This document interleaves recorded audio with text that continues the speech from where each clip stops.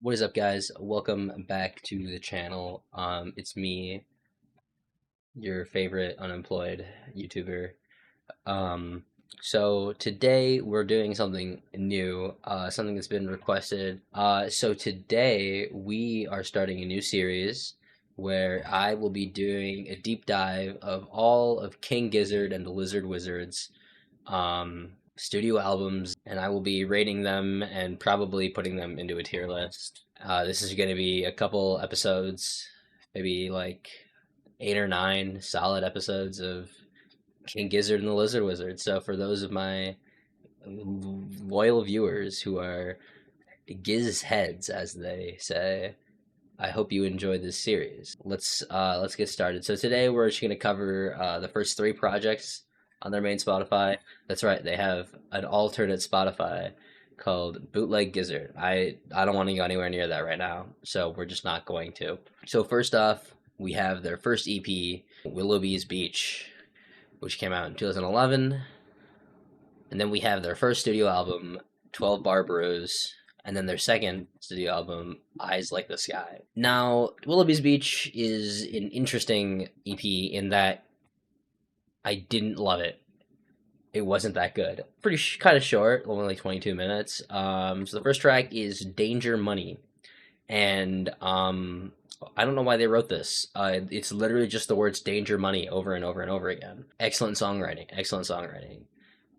Black Tooth is the next track. I From what I gather, they need to see a dentist. Another not unexceptional track where it's just the same vocals repeating. And that's kind of just what goes on this entire EP. It's just a lot um, of just repeated lyrics. It's not really all that unique from song to song. Next song is Lunch Meat. And apparently he wakes up in the morning, which is earlier than I do, which is pretty much all he has to say on the album is on the song is that he wakes up in the morning. The next song is Crocodile. This is a song that I kind of liked actually.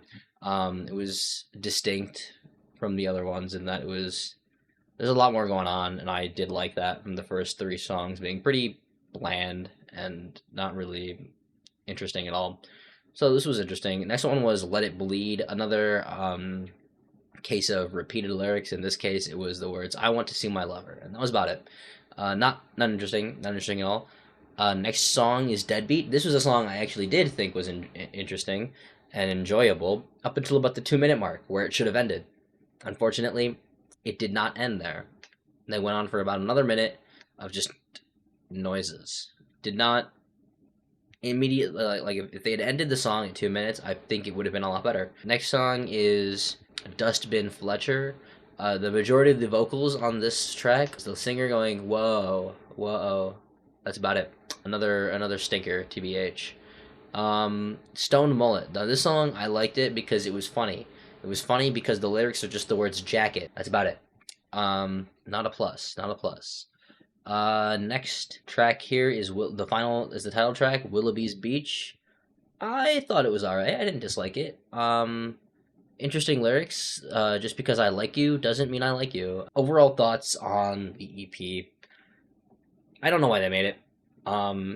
They might have actually like made something decent if they had spent a little more time on it and decided, hey, what if we wrote more lyrics and just didn't write like one verse and then just repeat it. So unfortunately, this is going to have to get like a 5 out of 10. Now we'll move on to 12 Bar Brews, their first actual album. This one was better. This was definitely better than Willoughby's Beach, but it's a full album, so it's a little bit longer. First track is Elbow. Pretty solid opening track. I thought it was all right. Kind of basic, but like not entirely without enjoyment. Next track is Muckraker. I kind of like this one a little bit more. It was a bit easier to listen to, less screamy and just kind of like more basic, I guess. But I don't think that was a bad thing in this case. Next track is Nine, like German for no. This one was truly like a track of all time. It was just really unexceptional. I didn't like hate it. It was The next track is the title track, 12 Bar Brews. I thought this was fun little nice song about drinking and whatnot. I did like it. I probably would listen to it again. Fun and silly. The next track, this is a track that I actually really enjoyed. This one's called Garage Lydiard. I think that's how you say that. Lydiard? I don't know. I thought this was a great track. I liked this a lot. I thought this was kind of what I was expecting from early King Gizzard to sound like. Um, I did enjoy this one thoroughly, but the rest is not nearly as good as this one. I would stay so like right, just kind of like the middle of the track, the middle of the album. I mean, is where it peaks, and then it kind of falls back down again. Next one is Sam Cherry's Last Shot. This was just like another like one of those like weird like Western music songs. It was just basically like Walmart Big Iron. I did not care for it at all, and unfortunately, this one is a bit of foreshadowing for the next album. So the next track is High Hopes. I thought this was a lot better than Sam Cherry's Last Shot. Kind of fire, but also kind of not. Again, more just like a middle of the line track that they probably could have done better with. But I think I would definitely say that for the next track after this one, which is Cutthroat Boogie. Now that is a track that I think could have been a little bit better and like probably actually could have been like good. Um, um, Next track is Bloody Ripper. That one's okay. Nothing too crazy. I was expecting a little bit more from a track titled Bloody Ripper. Next track is Uh-Oh, I Called Mom. Now, this one is kind of okay, but then the middle of the song is like really good because the middle of the song just sounds like The Bird is the Word at the middle where he goes like uma mau mau mau uma mau mau. That's pretty much it. And so that was the probably the only reason I liked the song actually is because it sounds like bird is the word. That's all I have to say about that song. Sea of Trees. I tried listening to the song like 3 times and I spaced out every single time. So not that great. Not that great. Last track is called Footy Footy. Yeah, this one is basically just nonsense about soccer. I don't follow soccer, so this song meant nothing to me. Overall, better than Wilbur's Beach, so maybe like a 5.5 out of 10, 6. Next we have Eyes Like the Sky. Now this was like an audiobook. This was like a Western audiobook, and I did not like it. I did not like this album. It was not good. My favorite part of the album was at the end when they stopped recording. Basically, just like 3 chapters of like a Western book about this kid who grows up in like the out west, like by himself. He's like half white, half Native American, I think. And basically he just goes around killing white people, and that's about it. That's kind of it. That's kind of like all that goes on. The tracks are title track is Eyes Like the Sky. It's the first track. This one was just like bad. It was like, oh, the bad white men call him the devil, and then it's like 2 minutes of guitar and like random echoed gunshots. Terrible, terrible.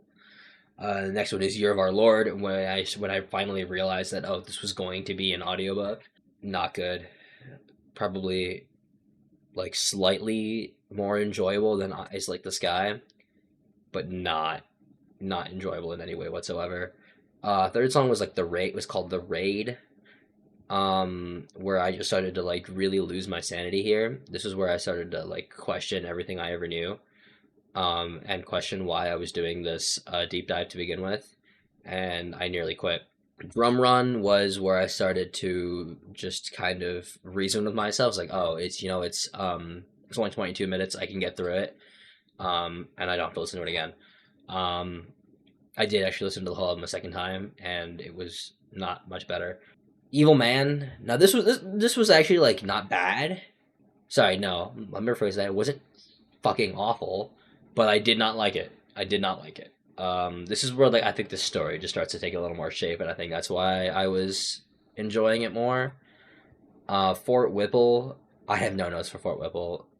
That was I don't know what was going on there. Then the next track. This one is a insane title. It's called The God Man's Goat Lust.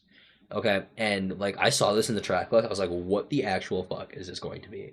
Like this is where like the story like starts to get interesting because it introduces like another character, um, who spoiler alert ends up dying. But this one was about a religious figure man. That's how bad this album is that I forgot the word priest. Yeah, where he's like kind of keeping this Native American woman a as a captive of sorts. Our title guy decides to kill the guy and set her free. And then the last three tracks are about her dying and him killing everyone that killed her. My thoughts on this album are bad, very bad. 3 out of 10. 3 out of 10. Probably even a two. Actually, I never want to listen to this again. I never want to listen to this again. If I ever go see King Gizzard live and they play one of these songs, I am leaving. I'm leaving. I don't care where the concert's at. I don't care how long it took me to get there, how much it costs. I am leaving. I don't care. I don't want to ever hear any of these songs again. Please. Highly recommend none of you ever listen to this either. And if any of my Gizhead viewers disagree with me, that's too bad. I don't care. Um, so with without much else,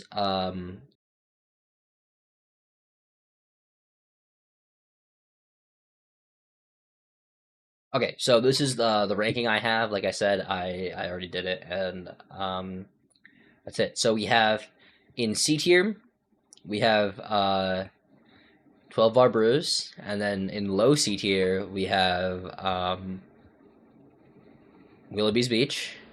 And then here in this extra tier, I created Mega Doodoo tier. We have Eyes Like the Sky. I mean it. This is terrible. I don't want to ever listen to this again. But yeah, that's it for this episode. Now the next few things we have coming up are supposed to be a lot better. The next three that we'll cover will be Float Along, Fill Your Lungs, Oddments, and I'm in Your Mind Fuzz. So these three I'm hoping will be a lot better. Well, I have listened to Mind Fuzz before, and I do like that album a lot.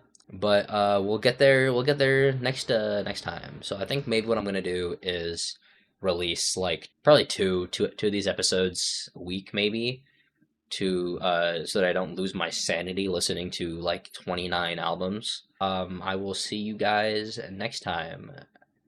Bye.